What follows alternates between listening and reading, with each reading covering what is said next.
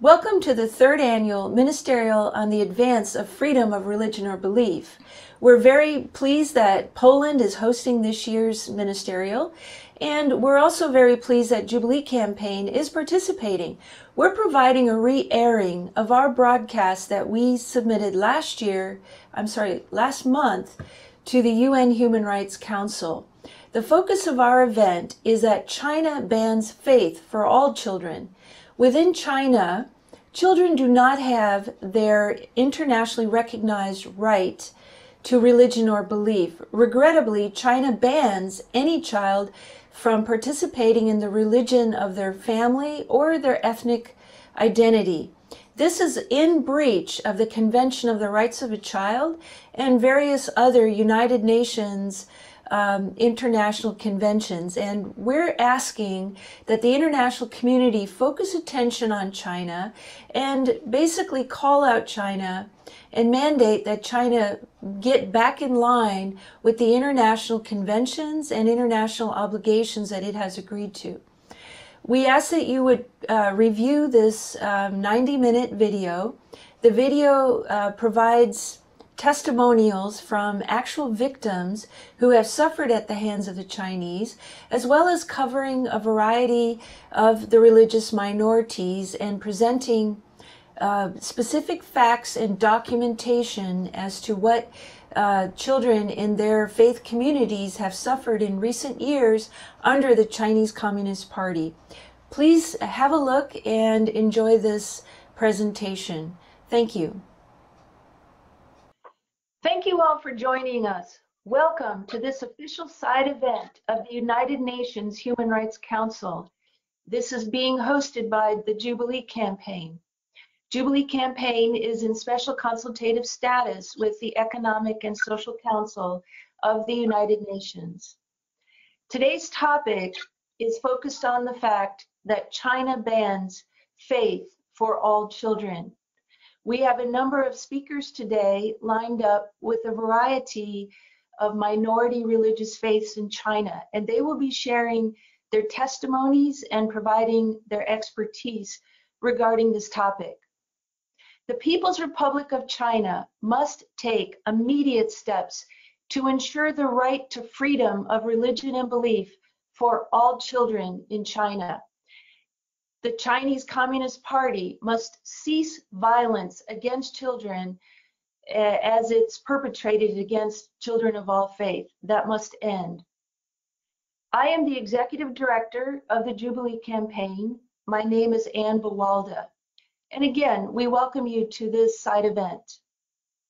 Our first speaker during the side event is Emily Gao. She's an attorney who currently works for the Heritage Foundation. She has defended religious freedom for the last 14 years. She has worked on behalf of victims of religious freedom violations in East Asia, the Middle East, Europe, South Asia, and has worked at the State Department's Office of International Religious Freedom, as well as the Beckett Law Foundation. Previously, she worked at the United Nations and Latham and Watkins. Ms. Gao also taught international human rights law at George Mason University Law School as an adjunct law professor. She earned an AB degree in Near Eastern Civilizations and Languages at Harvard Radcliffe College, and she earned her JD at Harvard Law School. She's a member of the Supreme Court and the Bar Associations of California and the District of Columbia. Ms. Gao has traveled extensively in China and has written on the topic of human rights violations perpetrated by authorities in China.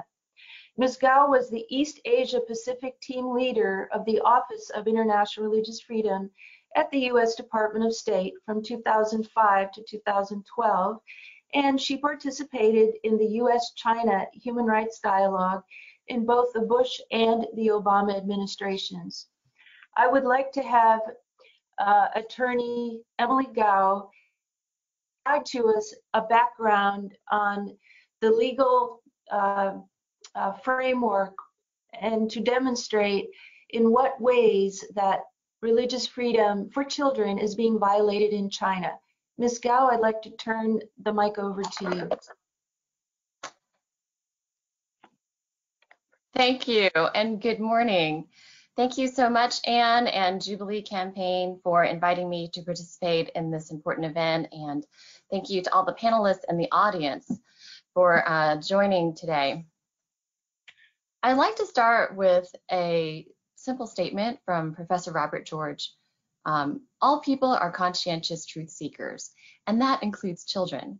Children are conscientious truth seekers.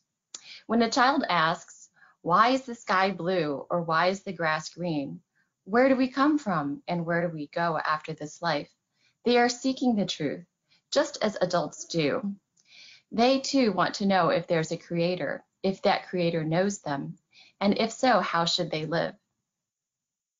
International law guarantees children the freedom to seek the truth and to live according to their consciences. The Universal Declaration of Human Rights in Article 1 describes human beings as endowed with human dignity and points to two pieces of evidence for that: our endowment with reason and with conscience. As children, in their evolving capacities to use both reason and conscience, seek the truth, both the UDHR, the International Covenant on Civil and Political Rights, and the Convention on the Rights of the Child protect their freedom to do so. Article 14 of the Convention on the Rights of the Child states that state parties shall respect the right of the child to freedom of thought, conscience, and religion. China's constitution in Article 36 also protects the right of children to seek religious belief, and it guarantees non-discrimination on the basis of religion. And yet the reality, as we will hear today, in China is far different. The government's overlapping network of national, provincial, and local regulations censor religion from every part of a child's life, from the public square to literature, media, and social media, to school, and even in the home. The 2018 regulations on religious affairs have been interpreted to ban attendance at church and other houses of worship, to prohibit children from attending religious activities such as religious summer camps or religious instruction as the Sunday school. The censorship of religion in the lives of children serves the Communist Party's goal of ideological control. They equate pro-atheism with being pro-communist, with being pro-China. As the Jubilee Campaign report to the United Nations on the Sustainable Development Goals states, it quotes a government official, a school director, who says, "If too many people turn to religion, then no one will believe in the Communist Party." The Communist Party's censorship of religion violates several guarantees in the Convention on the Rights of the Child. The children's right to receive religious upbringing from their parents in Article 14, the right to non-discrimination on the basis of religion in Article 2, the right to freedom of expression in Article 13, and the right of minority children to be raised in their indigenous religious and cultural traditions in Article 30. The Chinese Communist Party has enforced these policies through draconian punishments against adults and indoctrination of children, including forcing teachers to sign pledges not to attend religious services, requiring both parents and children not to attend religious services or participate in religious activities, and even encouraging children to report on their parents if they teach religion. Children from all religious backgrounds are being discriminated against, and their rights are being violated. Children from Christian, Uyghur Muslim, Tibetan, Buddhist, and Falun Gong families have experienced restrictions on their freedom of thought, conscience, and religion, and interference with their families' efforts to raise them in their religious beliefs. General Secretary Xi Jinping has encouraged this sinicization of religion, but China's policies against children, teachers, and parents violate the universal human rights of all Chinese citizens. Just like children in other countries that are represented at the United Nations, children in China should be free from government interference in their pursuit of understanding themselves, the world, and their creator. The government should not have a monopoly on answering children's questions when they ask about moral or metaphysical questions. Parents should be able to build their own families according to their own beliefs. In fact, the preamble to the Convention on the Rights of the Child acknowledges the family as the fundamental group of society and the natural environment for the growth and the well-being of children. The Convention on the Rights of the Child and the other international treaties that I've mentioned protect the freedom of all children in the world to seek truth and to live according to their consciences, because this is an essential part of what it means to be human. Allowing children in China to seek the truth and to live according to their consciences won't make them less Chinese. It will allow them to be fully human. Thank you very much.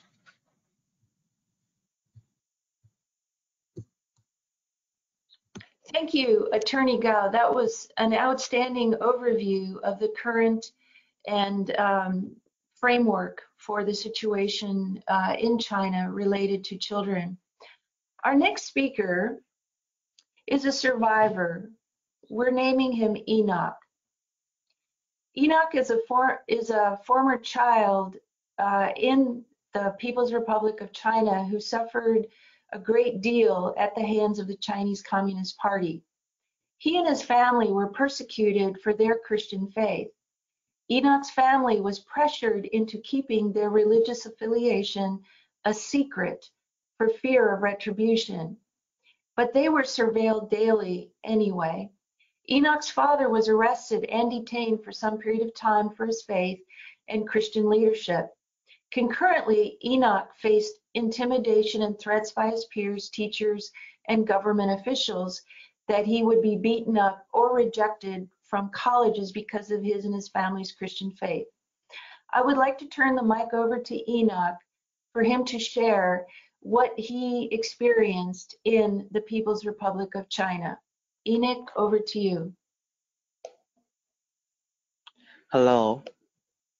So here is my testimony. Growing up as a Christian in China was a difficult experience. The Chinese Communist Party views Christianity and religion in general as a threat to its supremacy and control over the nation's people. The CCP maintains atheism as a prominent ideology because it wants to gain the worship of the people.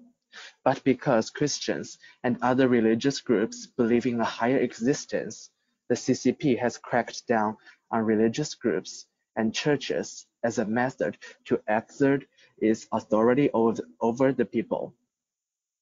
The CCP had kept a close eye on my family, in particular my father, who is a pastor. Because Christianity was banned in China, my parents were monitored by government officials whenever they stepped out of the house. They were under surveillance 24 hours a day, and multiple neighborhood monitors were instructed to watch my family closely. What happened to my family is not a unique experience. Other pastors and church leaders that my father worked with, as well as their families, suffered from this kind of persecution as well. We were prohibited from worshiping together in church, and as a result, our church was punished as well. In school, students were taught that holding religious beliefs was strictly forbidden, and that we were to only believe in the CCP. If our religious affiliations were discovered, we would receive punishment from the school. When my father was arrested for his Christian faith and leadership, I faced unkindness and discrimination at school from teachers. Government officials threatened my dad that if he did not cooperate with them, they would hire gang members to come to my school to beat me up. They also told him that I would not be able to go to college, as I would never pass the political screening because I come from a Christian family. They threatened my religious freedom, personal security, and my educational rights. When my dad was in jail, I had a different birthday. Because my dad wasn't home with us, I couldn't celebrate my birthday with him. My mom had invited a few friends from church to celebrate it with me. My dad had applied to have a phone call, and it happened to be on my birthday. We were very excited about this, and we felt it was God's blessing to our family. I talked to my father over the phone, and I didn't really know what to say, so I asked him to sing me the happy birthday song, and at the end, we both burst into tears. I had always encouraged myself that I could make it through, but at that moment, I was overwhelmed with sadness. I started to realize how different my life was and how naive I was for trying to handle it by myself. For a regular kid, it was the most, it, excuse me, for a regular kid, to hear his father tell him happy birthday is a normal thing. But for me, it was the most special gift that I could ever ask for. As happy as I was to hear from him, I was also saddened and angry that the government had separated me from my father when I was a kid, just because we are a Christian family. My childhood experiences were tainted by the absence of my father. Throughout the years, my family considered seeking legal redress for religious persecution that we faced. Article 36 of the Constitution of China states that Chinese citizens have freedom to hold or to not hold religious beliefs. Moreover, as a minor, my right to freedom of religion or belief was also guaranteed under the United Nations Convention on the Rights of Child. However, China did not fulfill its obligations to its own constitution or human rights treaties it had ratified. Every time we tried to find lawyers to represent us, though, they told us that they couldn't handle this type of cases. We were predestined to lose our case because Chinese legislation and judicial processes are so corrupt, and because we were being persecuted in the name of CCP policies. My family and I were stuck. As Christian in a country where religion is perceived as abnormal and, in many cases, illegal, we could never truly be free to practice our religion peacefully and without restrictions. We would be constantly afraid of being harassed by neighbors, peers, and government officials, or of being thrown in prison under ridiculous charges. That a family could face so much hardship simply for being Christian in China is an issue that should be raised in all human rights and religious freedom dialogues. Back then, when I faced persecution for my faith, and while my father was in prison, I thought it was difficult to be a Christian. I felt that if I was not like everyone else, I would be left alone. Thankfully, I don't feel that way anymore, and I am very proud of being a Christian now. Still, there are many children and families in China that suffer a similar situation to mine, and who are deprived of this basic right to religious freedom. It is important that we don't forget to share these stories and raise the voices of these persecuted people. That is my testimony. Thank you.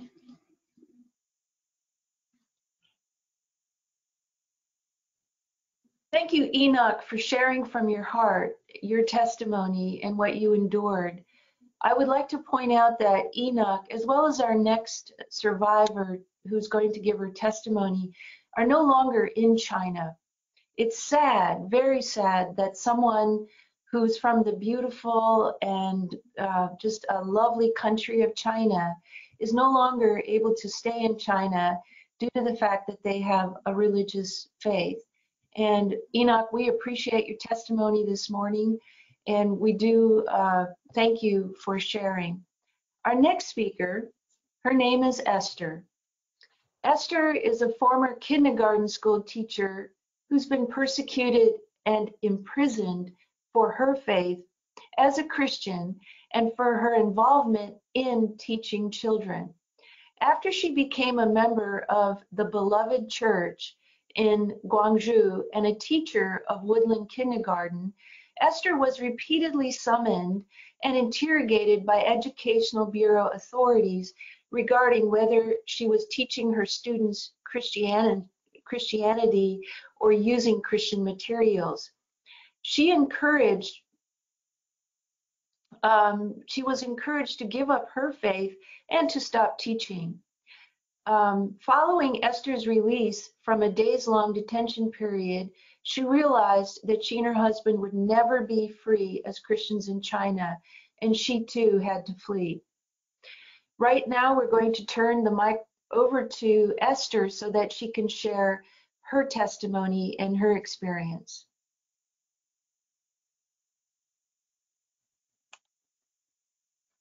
Hello, my name is Esther, and I would like to tell you about my story of the persecution I faced at the hands of Chinese government for my Christian faith and my work as a kindergarten principal. Though my mother was a Christian, I was not a religious child. When I was in school, I was constantly taught the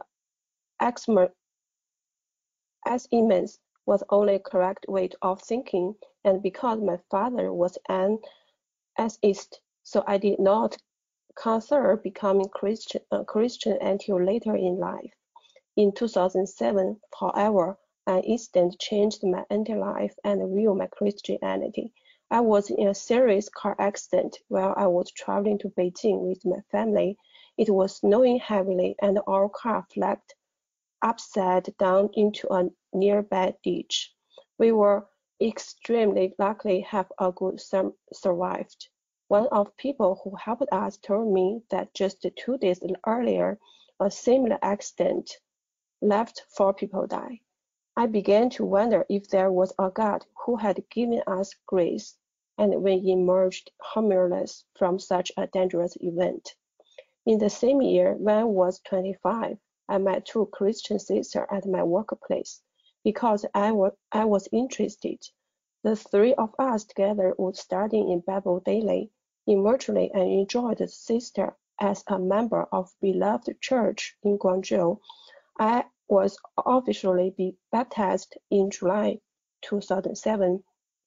The persecution and problems I faced in China are the result of my Christian faith and the way I choose to practice it.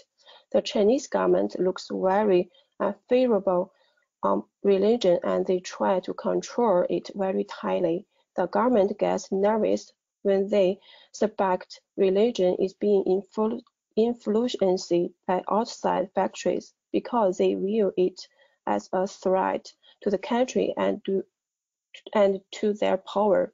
In 2009, I started work at Woodland Kindergarten, where I was surrounded by many other Christian employees. We taught our young children to be thankful, humble, joyful, and have focus.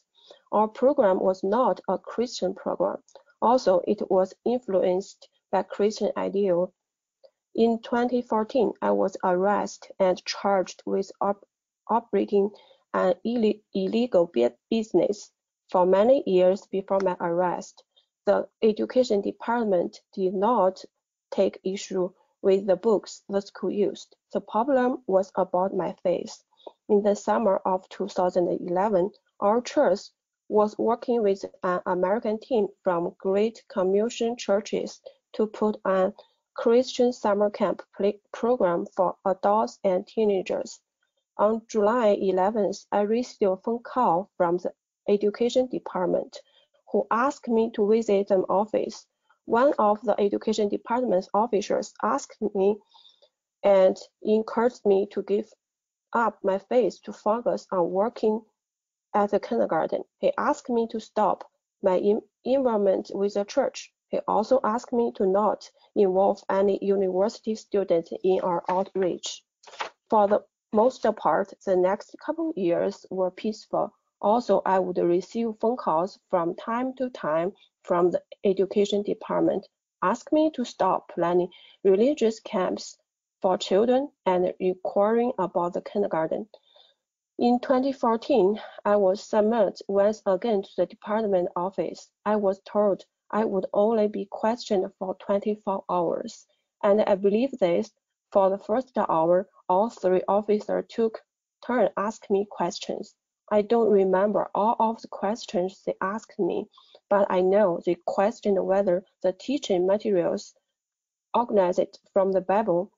They asked me, why are you teaching the children those materials? How many Christian teachers have you employed?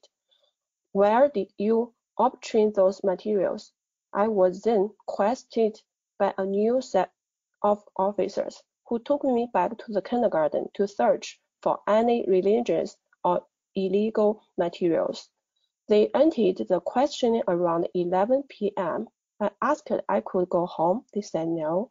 I asked if I can hear a lawyer. They said no. I slept that night in the questioning room where there was no bed, and I was very cold and hungry. The next day, I was transferred to the detention center where my real nightmare began.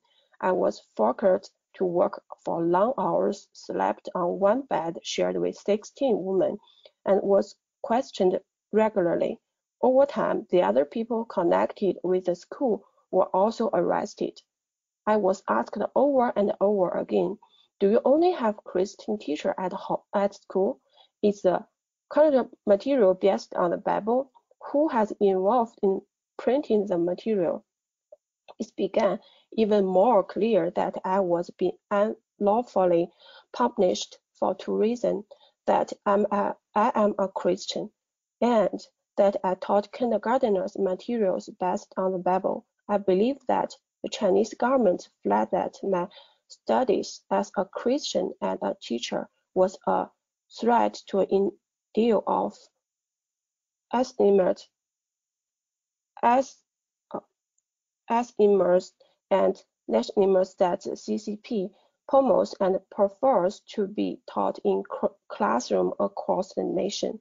After having my court hearing repeatedly postponed, I was sentenced to 2 years in prison in April 2015. When I was released, I met up with some of the other employees of the kindergarten, and they informed me that they also were told not to work in the field of education. My husband and I knew that we were being watched by the government, so we were conscious about how long we stayed in one location because we didn't want to cause problems for our friends and family. My husband has been working as a full-time minister, but couldn't do this when we needed to move our safety. Since I rarely have a court, my next arrest will be for 5 years or more. We couldn't live anywhere in China and be safe. We wanted to continue our missionary, so that means we could keep coming to the attention of the Chinese government, putting our family at risk.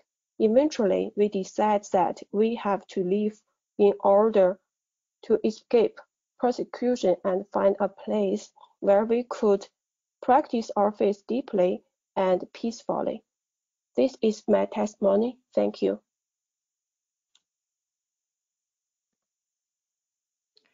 Thank you, Esther, for sharing that very compelling testimony. As you could hear in Esther's testimony, there is a concerted effort in China to expunge any kind of teaching material that might even remotely involve a Christian character or Christian ethos. And that is something which China's been targeting in recent years. Our next speaker is Bob Fu. Bob Fu, himself a survivor of persecution many years ago, has been a well-known and renowned advocate. Bob Fu has done more than anyone I know on the issue of exposing religious persecution, specifically of Christian churches and even Christian lawyers who have defended, and other lawyers who have defended Christians imprisoned for their faith or otherwise suffering persecution for their faith in China. Bob Fu is the founder and president of China Aid. He is a former student leader during the Tiananmen Square democracy movement in 1989. In 1993, he graduated with a law degree on international relations from Renmin University of China in Beijing.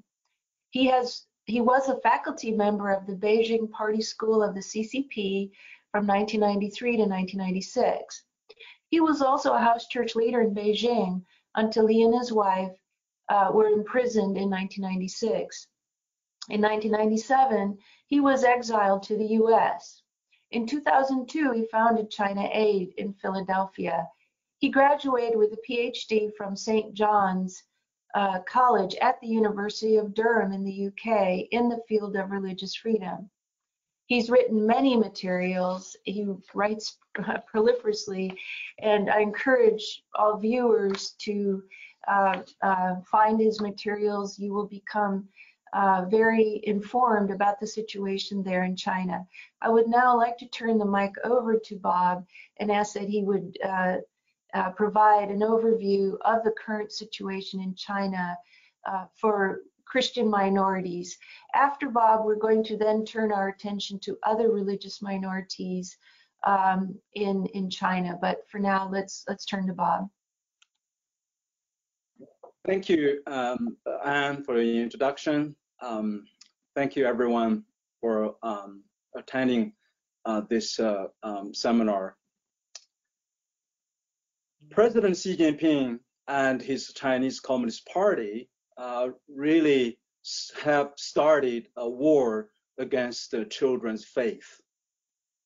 Since he took power, he has opened at least 3 fronts on this war against the children's faith and children's access to religious education and religious materials.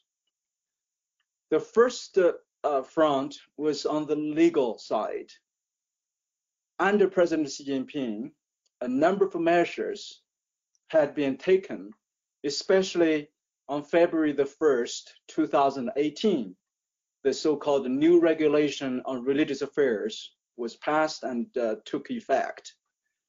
Under this new regulation, despite of a political slogan in the beginning of the regulation, says this regulation is developed in accordance with the Constitution. And Article 2 of the regulation said citizens shall have the freedom of religious belief. However, contrary to what this fake claims, what has been happening both on the ground and also in the legal front is neither constitutional nor complying to the requirement of freedom of religious belief of Chinese own constitution, certainly the international norms, as Attorney Emily Gao just listed. With the pretext of a so-called adapt to the socialism or socialist society, according to the Article 4 of this new regulation. And it also requires all religious groups, religious institutions to practice the core socialist values. And more importantly, to what we are talking about, the education, or to the students or children, it's explicitly said no organization or individual may make advantage of religion to obstruct the educational system of the state. So this is a pretext, basically, for any measures that cracking down the children's religious belief or preventing any institutional effort, even including the government-sanctioned churches, to host any children for any access of religious materials would be regarded as an obstruction of the educational system of the communist socialist state. So this is the number one front in the legal side. Number two front of this war against the children's faith is in the educational institutions. From September 2019, in Zhejiang province, all the students had received a so-called survey. They explicitly asked to fill out about their religious faith, especially the Christian faith. And after they disclosed their religious faith, and then all the teachers, all their parents, all their even their school leaders have the obligation, and even invited the public security bureau officers after rounds and rounds of so-called educational effort with the tremendous pressure and coercion. These students have to sign a government Chinese Communist Party prepared form called 不信教承诺书. It's a literary translation is a pledge of giving up religion document. So in one high school, we received a report and a document prepared. There were 200 Christian students in that school. After rounds of efforts of threat, pressure, intimidation, and direct coercion by their teachers and public security officers, all 200 but one student in that high school in Zhejiang were forced to sign that paper. For the first time since the Cultural Revolution of Chairman Mao in 1960s, Chinese children are forced to renounce their faith in public by the Chinese Communist Party. Otherwise, the teachers will lose their job, the principals will not get a promotion, and certainly this will impact the so-called duty of the public security officers in charge of these educational schools. And in April 2019, right after the so-called new law took effect, in Gongyi City, Henan province, the educational department, the bureau of that city, issued a directive, a public directive, basically, ironically, citing the constitution and the new regulation, and said the headline of that document is why no student should be allowed to believe in any religion. As we know, Henan province is called the Jerusalem of China, with the most populated Christian population. And all students are required to give up their Christian faith. That means hundreds of thousands in that one province alone. As we know, even according to the Chinese Communist Party's official account, by 2014, in an annual report on China's religions, the number of Chinese Christians in the official church was reported to over 23 million. These are not including even those Catholic Christians. Though there are over 1.3 million Chinese students, Christians under 14 years old. Between 15 to 24, there are about 2.1 million. Of course, we all know that the number is totally underestimated because they wouldn't count the majority of Chinese Christians in the independent house churches, which, according to the Purdue University, might already reach to 80 to 100 million.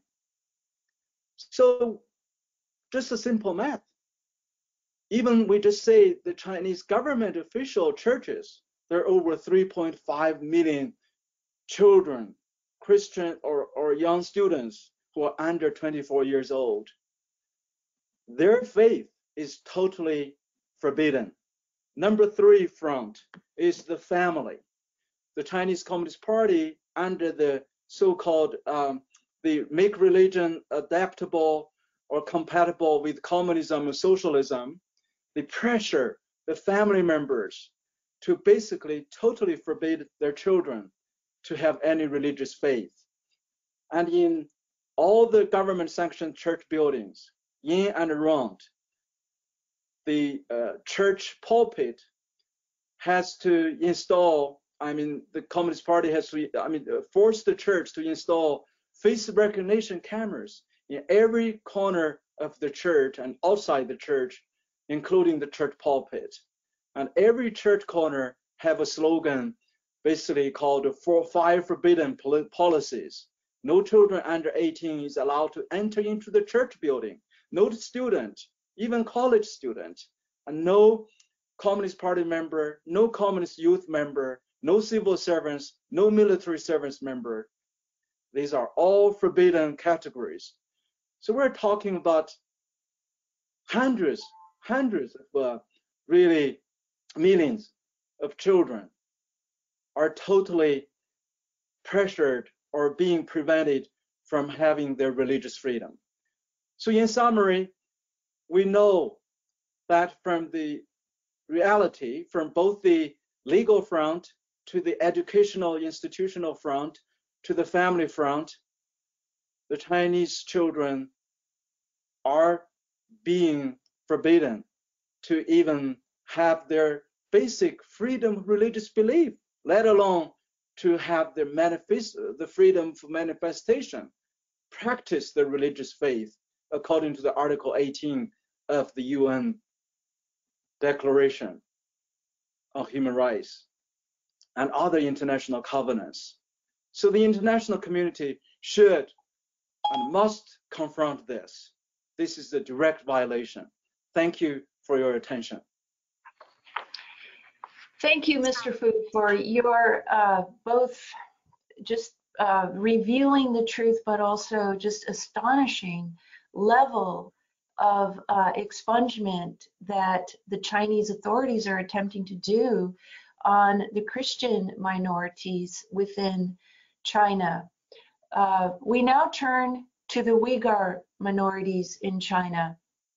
Many of our viewers have likely become aware of China's efforts in, again, recent years to put pressure on the Uyghur community and essentially attempt to eradicate the Uyghurs as a distinctive community within China. Today's speaker focused on the Uyghurs is Peter Irwin. Peter Irwin is a senior program officer for advocacy and communications at the Uyghur Human Rights Project. Peter is a Master of Science graduate of Human Rights from the London School of Economics and Political Science. There he conducted research on China's engagement at the UN and its relationships to the framing of the Uyghur issue internationally. He is a former program manager and spokesperson for the World Uyghur Congress, where he worked primarily as a UN representative for Geneva-based human rights mechanisms, as well as with the national governments and civil society.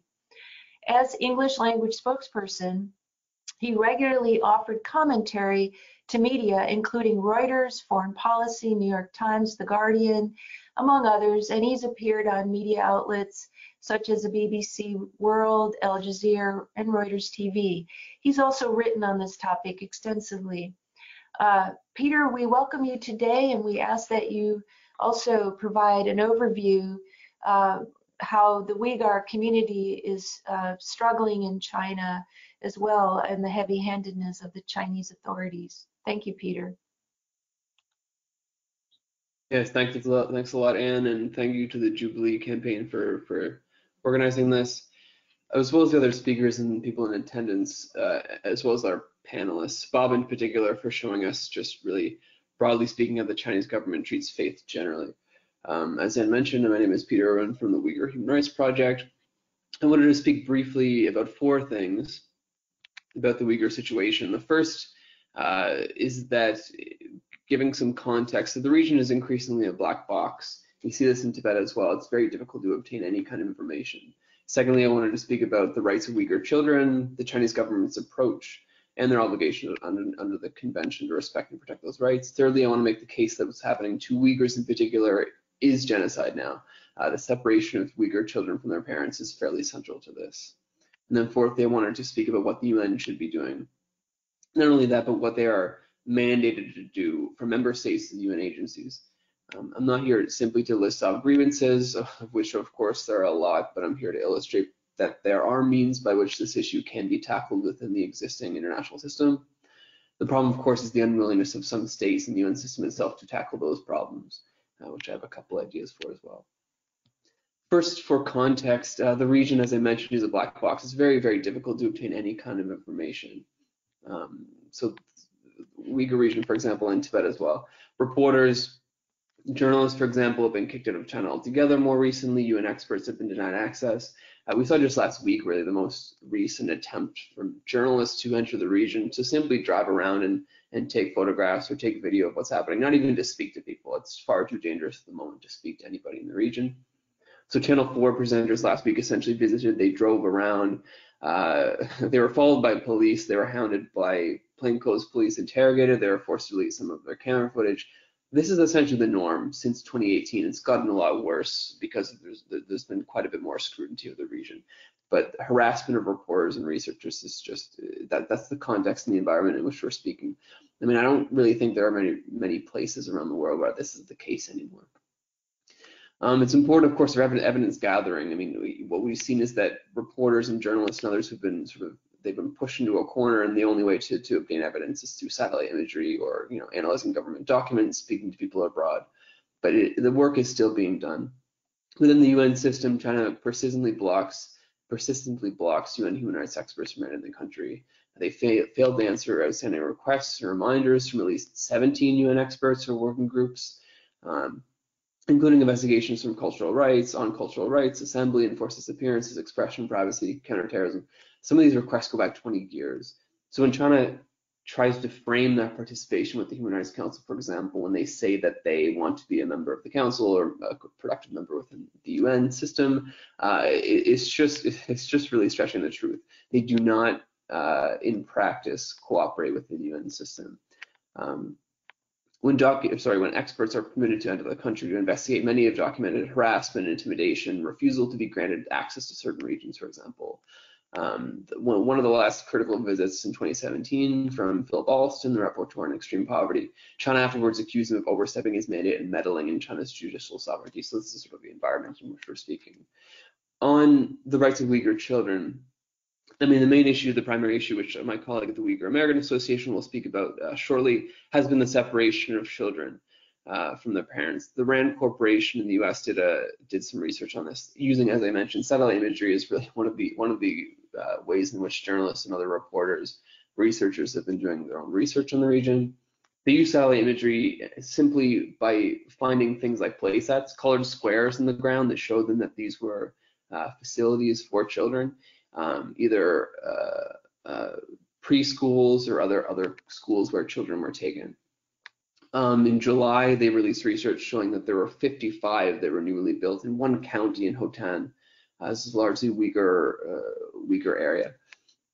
Many of the facilities had high perimeter defenses, a security-controlled entry point, for example. They're concentrated in the southern regions of the Uyghur area. And they found essentially through the reporting that China was expanding its internment, as they were expanding their internment camp system since 2017. This tracked very closely with the building of boarding schools for children and what they essentially called an explosive growth in these schools. They were looking at one county, for example, and another county in July. You saw many of these schools being built in a 6-month period in 2017. I mean, it tracks exactly as the internment camp system was being built. Where would the children of these internees be going? Well, they're going into these state-run facilities. As they say, these are not merely schools where children attend during the day, but many house the children as well. They're essentially boarding schools. There is a spectrum of the facilities, but many of them have facilities to house the children at the same time. Many of the reason of this is because many of them are called double detained households, which is, I mean, it's fairly tragic, but where both parents are have been detained in these detention camps arbitrarily. Many of the children with detained parents are treated differently. They're not sent to the same facilities. For example, as a child, you are literally treated differently if your parents are being detained in the camps. If they're sort of a so-called higher risk category, children are given sort of, I would say, special attention, I suppose. Grandparents' requests to take the children have been denied. Hotan, again, going back to the journalists who've been trying to cover these issues, Hotan City's Kindness Kindergarten program, the Associated Press reporters who tried to go to the facility and take photos and video were surrounded immediately by armed police in order to delete the photos. So this is the context in which we're trying to retrieve information from. But generally speaking, there's been an explosive growth in Uyghur schools for children whose parents are detained.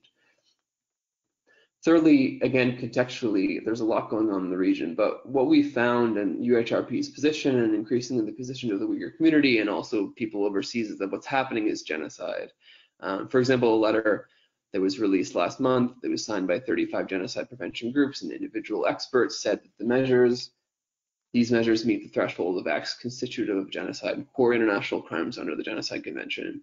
Now, this includes arbitrary detention and internment camps, political indoctrination and forced disappearances, destruction of cultural sites, political indoctrination, disproportionate rates of prison incarceration, and coercive birth prevention campaigns and policies. On this point in particular, the Chinese government has intended to reduce the birth rate among Uyghurs.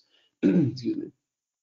Through involuntary abortions and sterilizations in 2018, 80% of the IUD placements, all the IUD placements in China generally were performed on Uyghur women in the Uyghur region, despite the region making up less than 2% of the total population. So 80% of all IUD placements were happening in the Uyghur region, many of them, of course.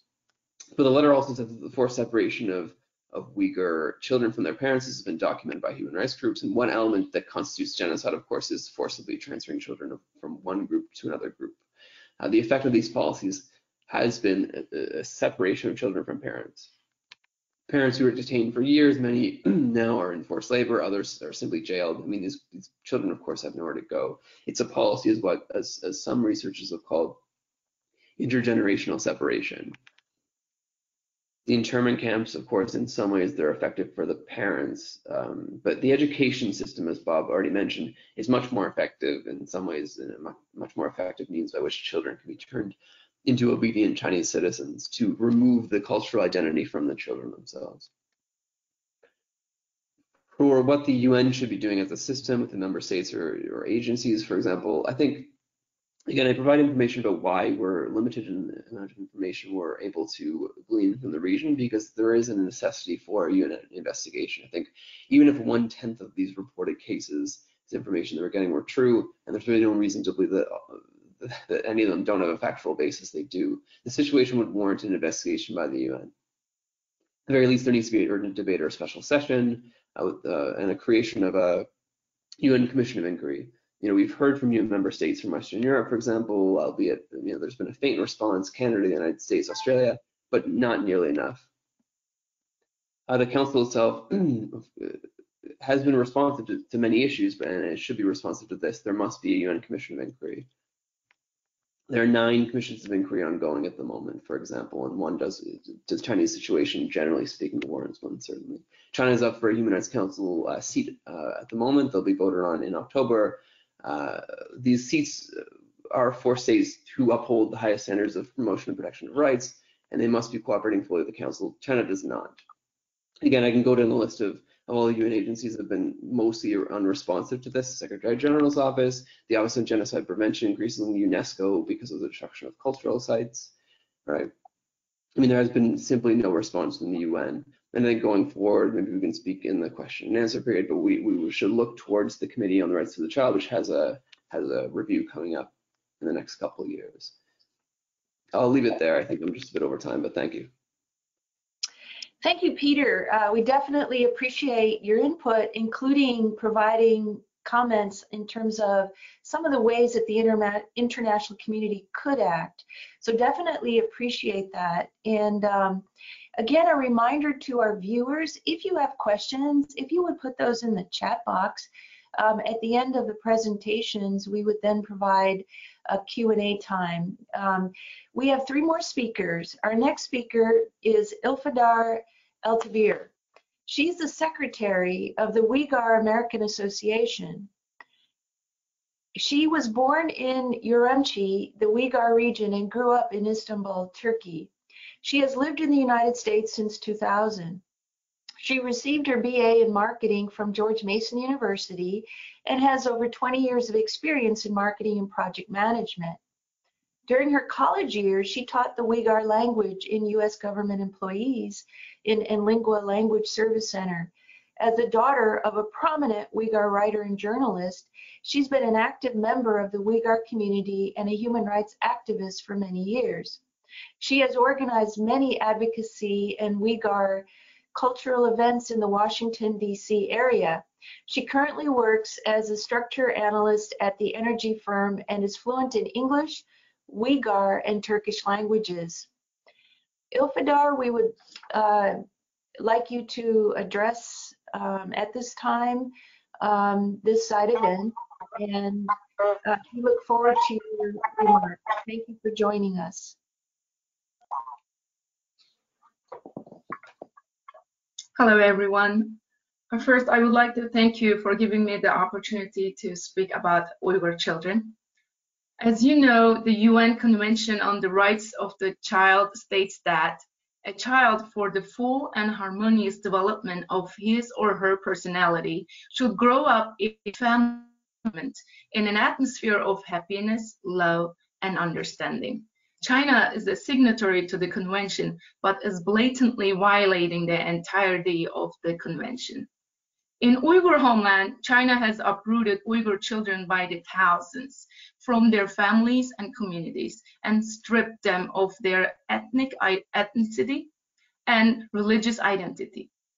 Without any significant consequence, for years, China has only accelerated its Strike Hard campaign against Uyghurs and has urged its officials to show no mercy as they detain, by China's admission in its recent white papers, as many as 1.3 million Uyghurs and other minorities per year for involuntary re-education in its thousands of concentration camps surrounded by barbed wire and watchtowers.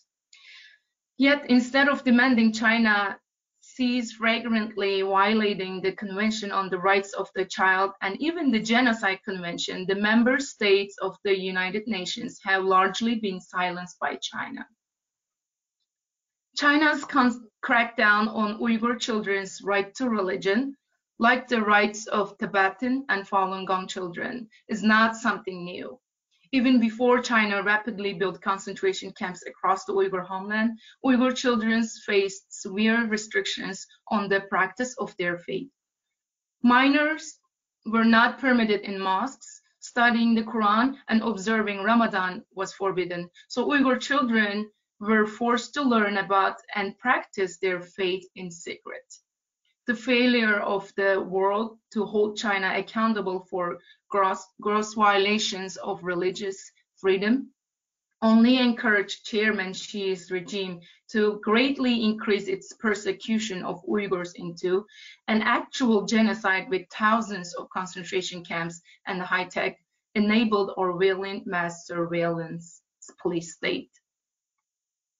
As news of China's concentration camps made it into international headlines in 2017, like so many Uyghurs in the diaspora who were getting news of family members detained in the camps, and as a mother, I worried for the children who were left behind.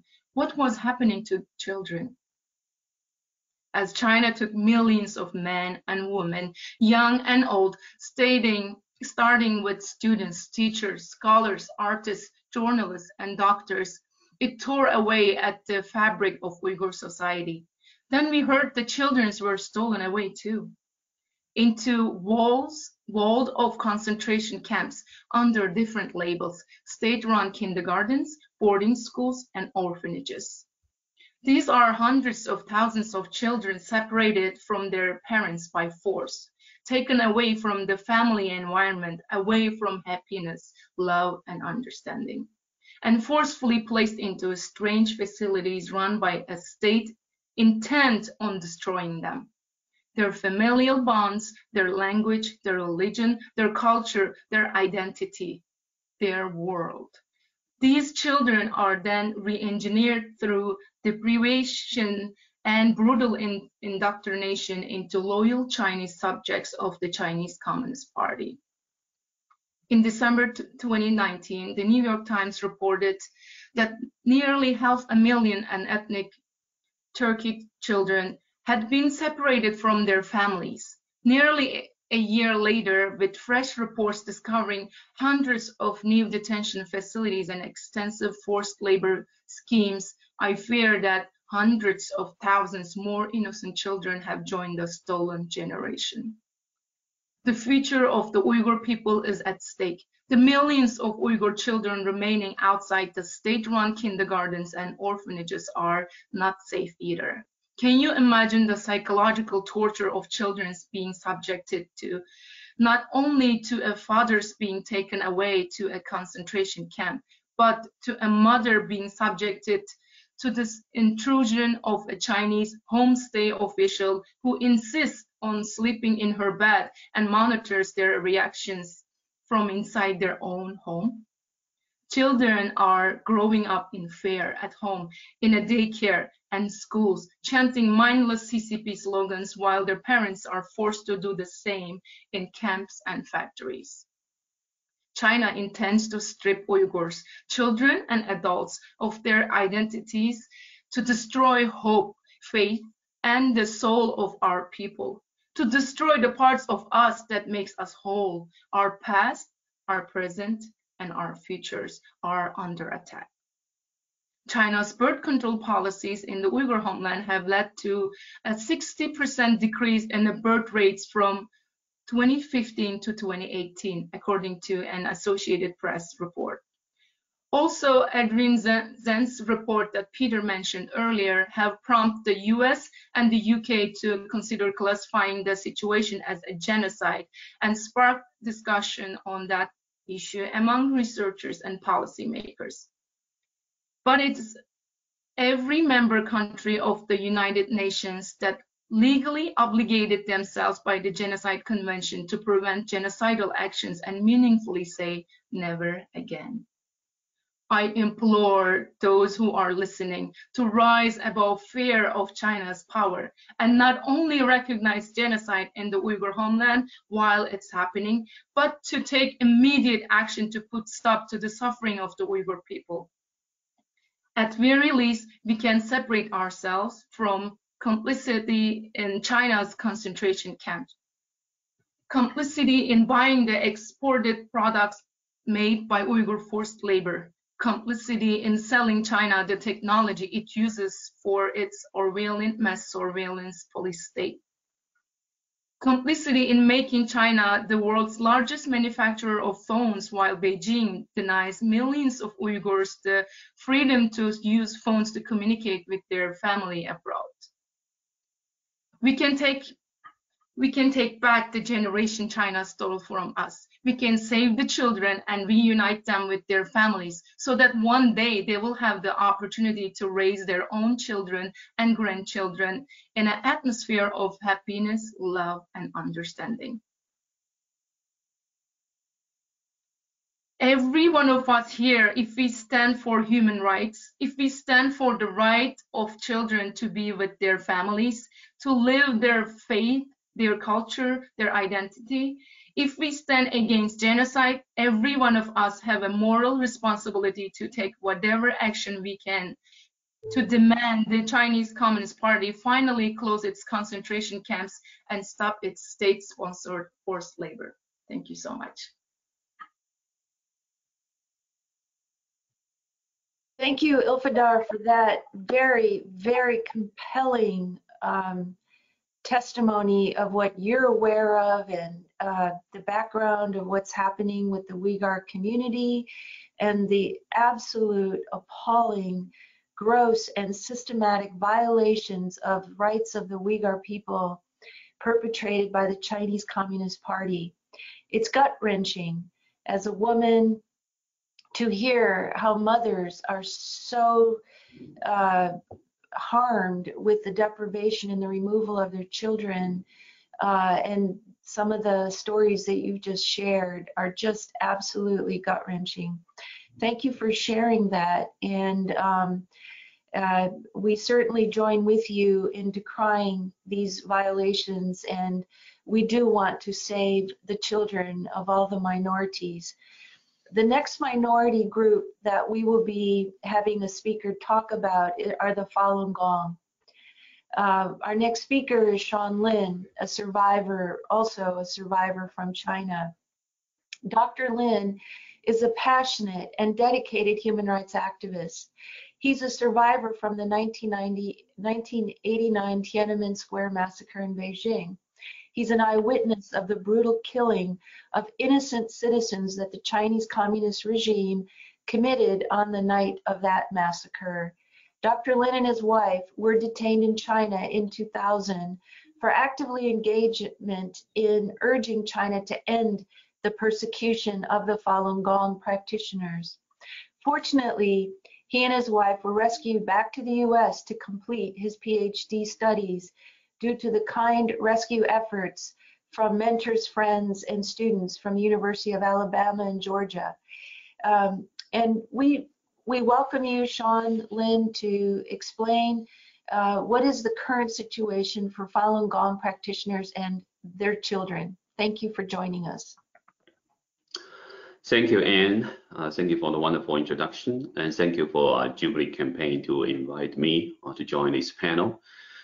So let me first give a little background about Falun Gong. Falun Gong is an ancient Chinese spiritual discipline in the Buddhist tradition, and it is also commonly known as Falun Dafa. Falun Gong consists of moral teachings and also 5 sets of meditation exercises. It's very beneficial to improve people's health and energy levels. And at the core of Falun Gong are the values of truthfulness, compassion, and tolerance. In Chinese, we call it Zhen, Shan, Ren. So Falun Gong teaches that these are the most fundamental qualities of the universe and takes them to be the guide for daily life and practice. So in the words of Falun Gong's founder, Mr. Li Hongzhi, quote, assimilation to the highest quality of the universe, truthfulness, compassion, tolerance is the foundation of the practice, end of quote. So Falun Gong was introduced to the public by Mr. Li in 1992 and became popular in China throughout the 1990s.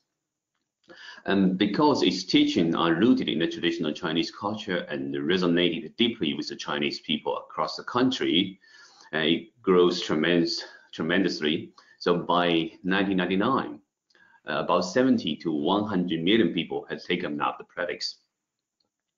However, some CCP leaders, in particular the former CCP General Secretary Jiang Zemin, view such a large number of practitioners as a threat, especially since these figures already exceeded the 60 million membership of the CCP. In addition, communism always aimed to control all aspects of the public and private lives of its citizens, and including religion and spiritualities. We have heard many testimonies today from other religious minority groups. So in China, churches, temples, even health practices are allowed to operate only under the control of the CCP. But Falun Gong operates independently of the communist thought and control. So the vast difference between Falun Gong's tenets and the CCP's ideology, which is officially atheist and Marxist, this was another factor that CCP could not tolerate Falun Gong. They also feel that the Falun Gong's strong moral code undermines the party's violent and Leninist tactics for controlling society. So on July 20, 1999, the CCP launched the nationwide brutal crackdown against Falun Gong. So it has become one of the largest human rights atrocities in the 21st century and has lasted more than 21 years now. So under the systematic crackdown in mainland China, countless of children of Falun Gong have lost their parents, academies, freedom, even all their living conditions and dignities, just because their parents or their own belief in pursuit of Falun Gong. So these poor children are like broken winged angels who have been ravaged, by the black hands of the CCP and have been deprived of their gorgeous lives. So they are struggling to survive under the cold rain and live a life of fear, cold, starvation, and bullying. This happens frequently. And we also need to understand, this happens in a nationwide scale. And the CCP had its affiliated organization to brainwash and also control this youth population. And this affiliate organization is called the Chinese Communist Youth League. So this youth league consists of about 3 million base branches and more than 60 million members. So since the persecution started, the CCP has been indoctrinating lies and hatred into people's mind. And of course, for the young people, they are easy targets for brainwashing. So the CCP has incited the young students who are unclear about the truth of Falun Gong to participate in the movement against Falun Gong.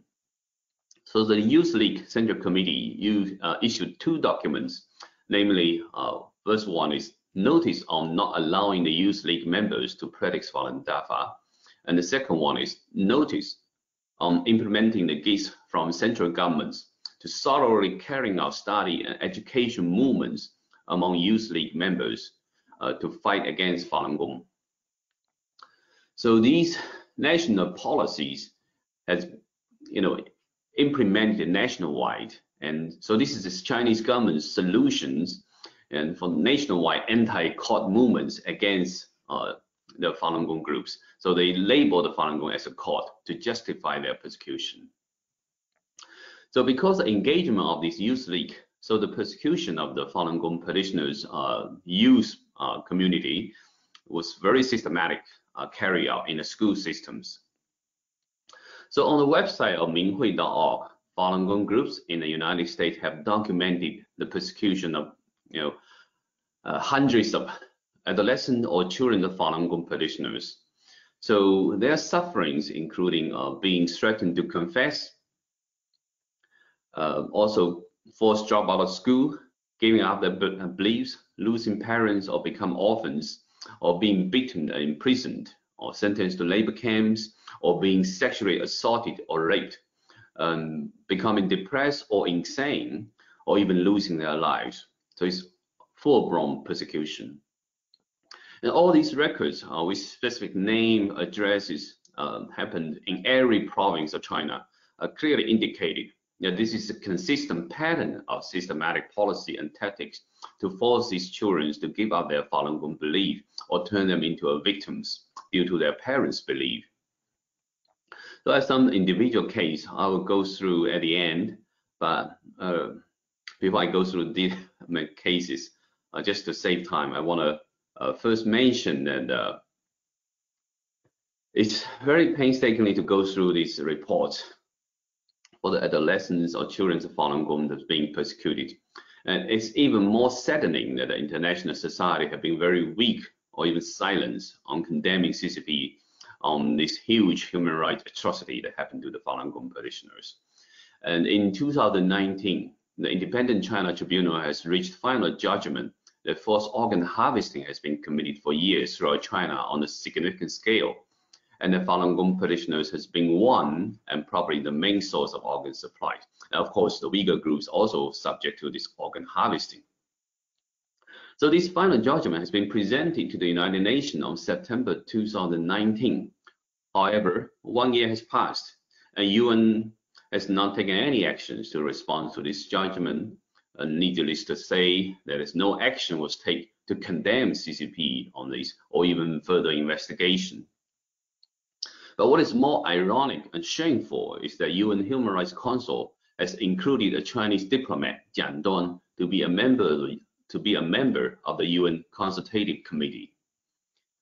So this is not a UN body sleepwalking into accomplice with the CCP. This is actively engaging CCP to help CCP cover up its crimes. So I hope today's event, with a focus on the suffering of children of faith in China, will help the UN bodies and officers to do a deep, soul searching. What if these tragedies happen to your own kids? The world needs to understand the CCP is a devil that aims to destroy human race at its ultimate goal. And it's a total gangster organized crime group that kept 1.4 billion Chinese people as hostage and slaves. It has been useless to engage dialogue with CCP regarding, respecting its own constitution or even international norms or covenants. So I would like to encourage all human rights groups and activists to express support for a new bill that has been introduced by U.S. Representative Scott Perry to designate CCP as a transnational organized crime group. If the international societies do not take resolute actions against CCP, so all the tragedy we hear today will keep happening. Yeah. So. Thank you, Sean, Lynn, for that presentation and overview, both of what's happening with the Falun Gong community and especially what's been happening to the children and the deprivation of religious freedom for the children to undertake their practices as Falun Gong members. Our next speaker is going to be featuring for us the situation for the minorities in the Tibet regions and areas of China. Guy Mueller is the executive director of the International Campaign for Tibet.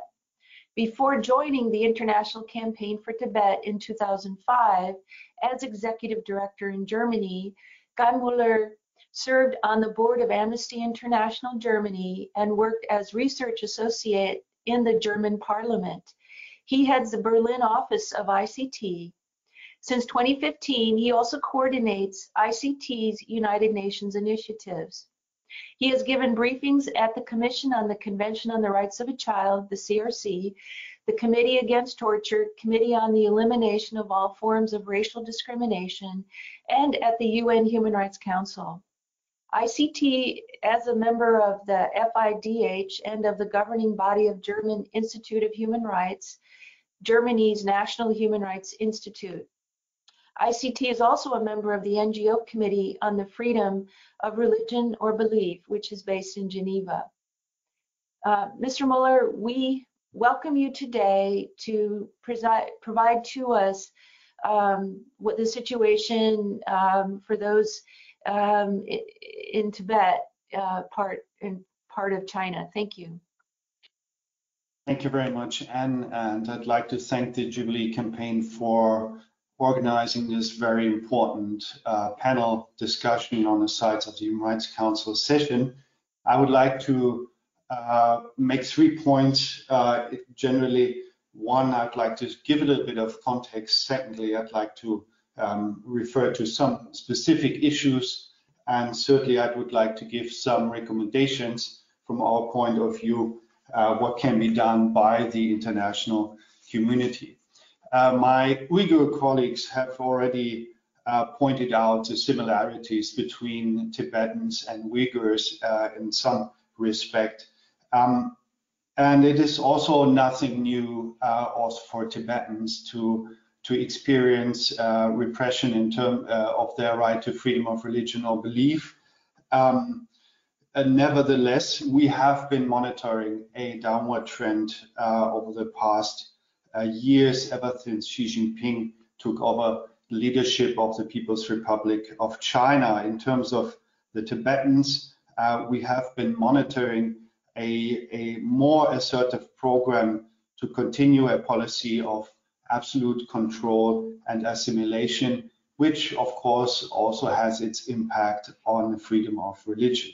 For example, Xi Jinping just recently, during a very important party conference, the so-called 7th Work Forum of the Communist Party on Tibet, laid out a quote-unquote strategy of governing Tibet in the new era that includes Sinicization of Tibetan Buddhism and improving the ability of Chinese Communist Party organizations and members at all levels, I quote, to deal with major struggles and prevent major risks.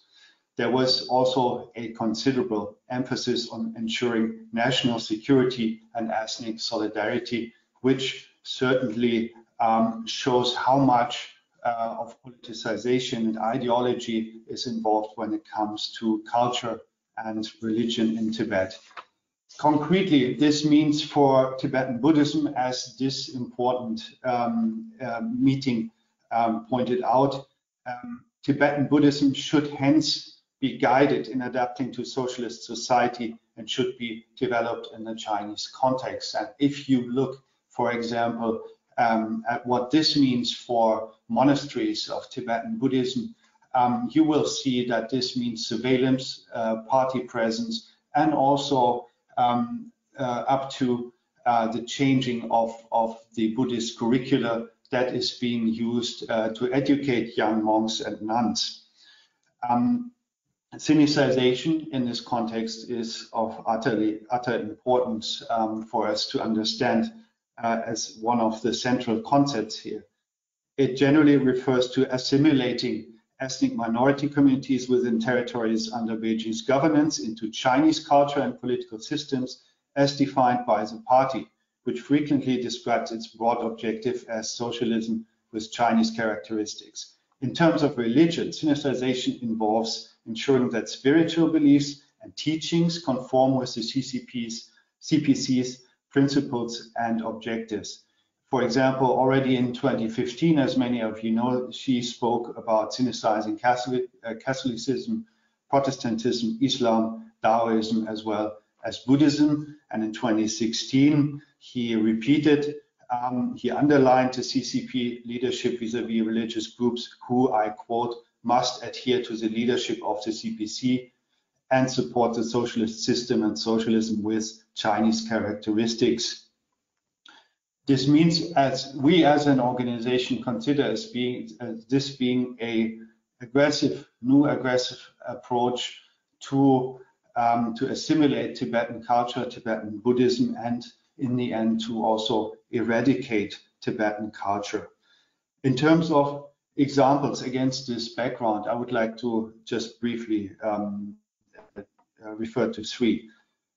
One of which is recent news, which many of you may have noted, a research presented by researcher Adrian Zenz, who's been mentioned here before, about a apparent coercive work labor program that is being implemented for at least 2 years now, in 2019-2020, in the Tibet Autonomous Region, which led 500,000 Tibetans, more than 500,000 as he documented, forcefully into such labor programs, which is not just a human rights violation to these affected individuals, but also for the families, also for the children, as Zenz found out that affected families are from rural areas, and we can imagine that we talk about fathers and mothers who are being taken away or forced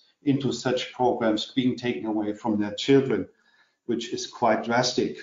Here we see a certain, what we call, feedback loop between Xinjiang and Tibet, programs that have been developed, tested, and tried in Xinjiang being transferred back to Tibet, a truly troublesome development. Secondly, with regard to Tibetan school children, we have been monitoring on a regular basis bans on religious activities for such school children. For example, in 2018, rarely so, but they do report it. Chinese state media reported that underage students in the Tibet Autonomous Region must not take part in religious activities during their summer vacation, according to school regulations. The Global Times, the state-run newspaper, said that notice have been sent to both students and their parents, while authorities have had students sign an agreement that they will not take part in any form of religious activity during the summer vacation, and so forth. While we do not know what kind of punishment waits for those who do not comply with such regulations, but on a regular basis, we hear of such bans for school children, which of course is against international norms. Thirdly, here we have been monitoring cases where young Tibetan monks have been forced out of monastery schools into government-run schools as a part of a drive to replace monastic education with political propaganda in state-run schools in Tibet. According to our information, Tibetan monks were compelled to leave one of the biggest monasteries in 2018 in the eastern area of Tibet in such a drive, and parents and young monks and nuns were threatened with punishment in case they would return to that school. One should know and take into consideration, traditionally in Tibet, monks entered monasteries, which are important centers of culture and education, as novices at a young age. While Communist Party work teams first began preventing young monks from joining monasteries in the mid-90s, the level of enforcement has varied from monasteries to monastery. According to our information, the effort in Eastern Tibet in 2018 stands for the authorities' effort to compel young monks to join government-run secular schools, as it is happening in other Tibetan areas, including in the province of Qinghai. A former monk from Labrang Monastery in Amdo in Eastern Tibet, who is now in exile, told us, I quote, "In Tibetan monasteries, young monks are raised to be protectors of their own culture and Buddhist values from a young age. And then when they grow up, they pass on their education to a young monk, so it goes full circle. I learned from older monks at my monastery. When I was in my early 30s, I then taught the young monks not only about the scriptures and studying, but also how to do their homework." So here we see a fundamental impact on the roots of Tibetan culture that start at young age. With regard to the time, I would like to just support what my colleague Peter Irwin mentioned with regard to the Human Rights Council. We are also calling for a special mechanism at the Human Rights Council towards China, which would hopefully focus particularly on freedom of religion or belief, which must be addressed in a more assertive manner by the international community. And we hope that the situation of Tibetan children and their rights is duly noted and duly raised in such proceedings. Thank you. Thank you, Kai Mueller, for that excellent overview of the situation for Tibetan Buddhists and particular areas where Tibetans are located in China. We are running out of time, and we wanted to highlight the fact that the international community needs to take action and counter China's false narratives that it is in compliance with its international human rights obligations.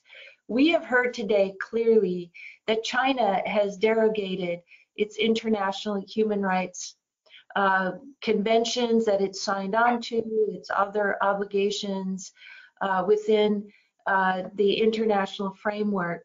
We must, as an international community, continue to hold China accountable for the atrocities. I mentioned earlier that clearly the evidence shows that China has been engaging in gross and systematic abuses. It has been engaging in genocide, as we heard from our speakers related to the Uyghurs.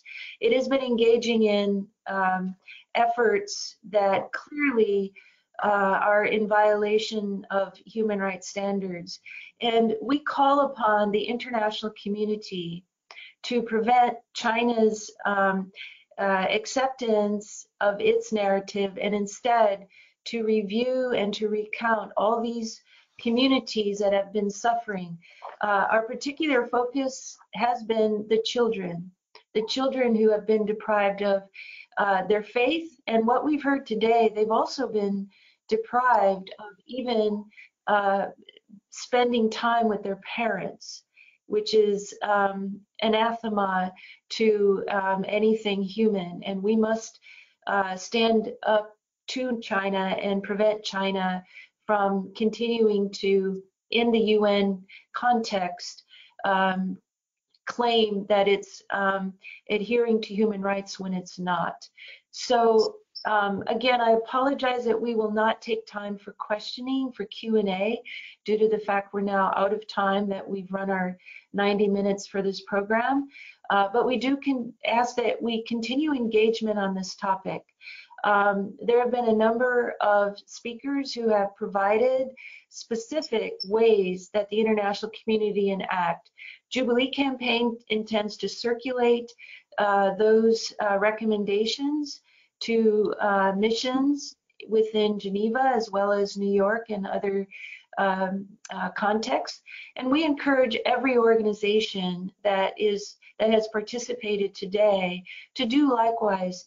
Please reach out to mission contacts. Please reach out to others within the UN context that we can expose China and that we can call China to account for its human rights violations as it relates to children, and specifically on the topic of freedom of religion and belief. Again, thank you all for participating in this side event today of the UN Human Rights Council. We appreciate your time, and we appreciate your participation. Thank you all. Thank you very much.